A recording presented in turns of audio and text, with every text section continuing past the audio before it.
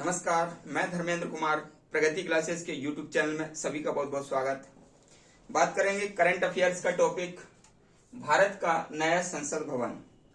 काफी महत्वपूर्ण ये टॉपिक है क्योंकि आजादी के बाद ये भारतीयों के द्वारा बनाया हुआ ये संसद भवन है।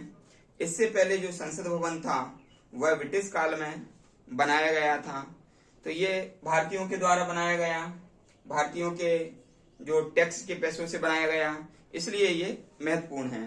तो इसके बारे में जो बिंदु हैं वो मैं आपको बता देता हूँ। कंप्लीट टॉपिक मैंने यहाँ पर रखा है, यदि आप इसको पूरा देखते हैं एग्जाम में इससे प्रश्न जरूर बनेगा, कोई सा भी एग्जाम हो तो देख लेते हैं। सबसे पहला जो बिंदु है आधारशिला, ठीक है। तो जो सेंट्रल विस्टा है उसकी आधारशिला 10 दिसंबर 2020 को रखी गई थी और उद्घाटन जो है वह 28 मई 2023 को हुआ। 28 मई को ही क्यों हुआ उद्घाटन? इसलिए हुआ क्योंकि जो वीडी सावरकर है उनका जन्म दिवस 28 मई को पड़ता है, इसलिए वीर सावरकर के जन्म दिवस पर उद्घाटन 28 मई को किया गया। अगला बिंदु है परियोजना का नाम। तो इस परियोजना का नाम है सेंट्रल विस्टा।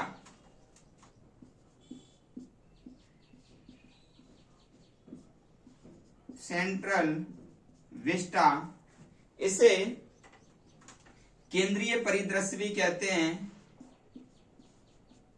केंद्रीय परिदृश्य, हिंदी में इसका अर्थ होगा केंद्रीय परिदृश्य। फिर इसमें लागत, तो इसमें जो ये प्रोजेक्ट था ये तो 971 करोड़ रुपए का था। प्रोजेक्ट 971 करोड़ रुपए का था, लेकिन इस पर जो खर्चा हो गया वह 1200 करोड़ रुपए हो गया। तो ये प्रोजेक्ट कितने रुपए का हो गया? 1200 करोड़ रुपए का ये प्रोजेक्ट हो गया।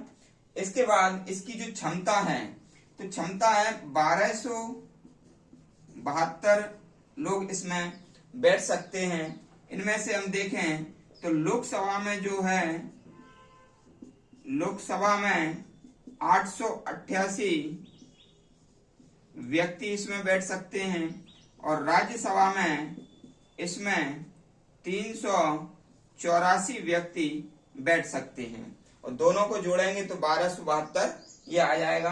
प्रधान, इसका जो आकार है, आकार इसका त्रिभुजाकार है, त्रिभुजाकार इसका आकार है। फिर प्रधानमंत्री जो आवास है उसको साउथ ब्लॉक कहते हैं। साउथ ब्लॉक में प्रधानमंत्री आवास है और इसी के पास में है पीएमओ कार्यालय। फिर उपराष्ट्रपति आवास नॉर्थ ब्लॉक में है। उपराष्ट्रपति आवास नॉर्थ ब्लॉक में है।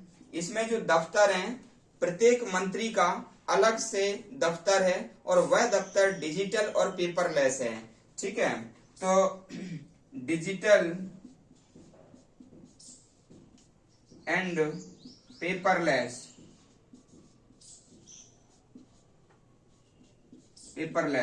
ठीक है।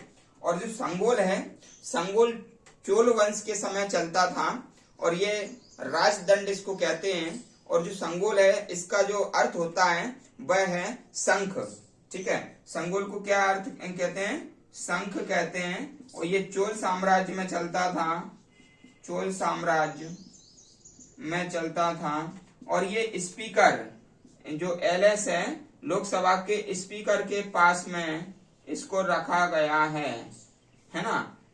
लोकसभा के स्पीकर के पास में ये संगोल रखा गया है। इसका अर्थ होता है शंख और ये चोल साम्राज्य के समय में चलता था, ठीक है। फिर अगला है डिजाइन। ये सेंट्रल विस्टा है, इसका डिजाइन किसने किया? ठीक है, तो ये जो HCP डिजाइन ने इसका डिजाइन किया, HPC डिजाइन ने इसका डिजाइन किया और वास्तुकार हैं विमल Patel.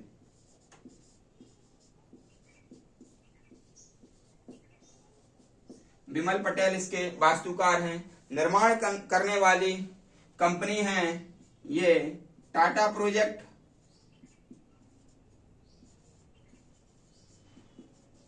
Limited LTD. Tata project limited निर्माण करने वाली कंपनी है। ये जो क्षेत्रफल है इसका ये 65,000 वर्ग मीटर में फैला हुआ है। वर्ग मीटर में फैला हुआ है।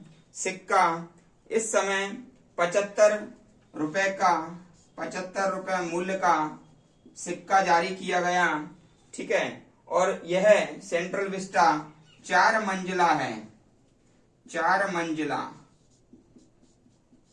मंजिला है ये सेंट्रल विस्टा। फिर संयुक्त सत्र लोकसभा हॉल में लगेगा।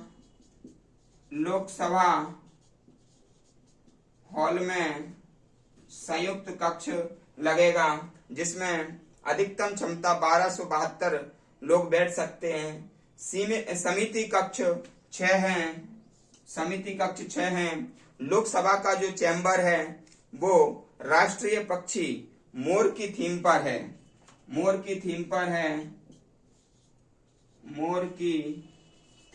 है। और जो राज्यसभा चैम्बर है वो कमल के थीम पर है। ठीक है, तो ये तो नई संसद के बारे में मैंने आपको संपूर्ण जानकारी दे दी है। किसी भी एग्जाम में इससे परे क्वेश्चन नहीं आएगा क्योंकि इसमें मैंने काफी मेहनत करके कंटेंट इकट्ठा किया है और ये सारा कंटेंट ऑथेंटिक है। आप अच्छे से याद करना। कुछ मैंने ट्रिकें भी इसमें लगाई हुई हैं। ठीक है, अब मैं पुरानी संसद के बारे में थोड़ा सा बता देता हूँ। जो पुरानी संसद है वह है जो हर्बर्ट बेकर और लुटियंस के द्वारा वास्तुकार किया गया था और उसमें 1921 में उसकी आधारशिला रखी थी और 27 में वह बनकर तैयार हुआ था। और वह मान लीजिए उस पर बैठने वाला सबसे पहला व्यक्ति था लॉर्ड इरविन और वह 790 यानी कि 790 सीटें उसमें थी। ठीक है, तो जो पुरानी संसद है उसमें सीटें कम थी और वो ब्रिटिश काल में बनाई गई थी। इसलिए ये नया जो सेंट्रल विस्टा है भारत का नया संसद भवन है, इसमें काफी क्वालिटीज हैं, काफी खासियत है, इसलिए ये महत्वपूर्ण हो जाता है। ठीक है, वीडियो आपको कैसा लगा आप कमेंट्स करके बताएं और जो नए वो चैनल को सब्सक्राइब करें। ऐसे ही जुड़े रहिएगा, मैं आपके लिए नियमित वीडियो लाता रहूंगा। सभी का बहुत बहुत धन्यवाद।